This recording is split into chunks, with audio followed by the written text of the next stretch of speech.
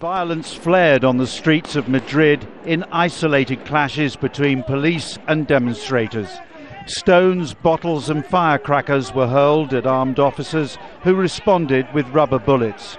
Spanish newspapers later reported that 76 people had been injured. Most suffered cuts and bruises. One retired miner was hit by a baton round and was taken to hospital.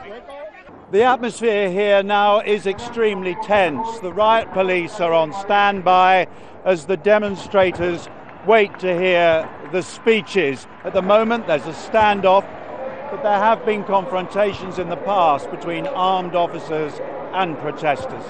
The Spanish Prime Minister performed a massive U-turn on taxes.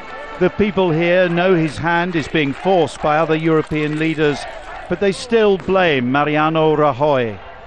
The timing could not have been worse for a politician.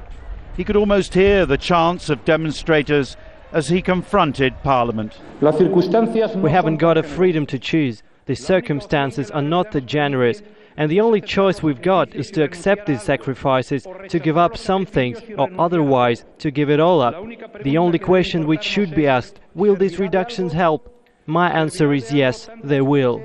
The increase in sales tax, something that Rajoy said he would never do, will hit the poor hardest. And there's more pain to come.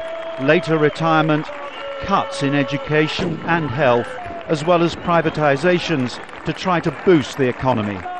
Not everyone shares the Prime Minister's optimism that the measures will work. It is the biggest injustice carried out in this country against the working class, carrying out these cuts the government wants. I believe it is more important in these times to support workers, miners in this case, with government subsidies, than helping bankers as they are. Later, isolated skirmishes took place. Protesters hurled stones and fireworks. Police responded with plastic bullets. There were a number of injuries. Almost every sector is affected here.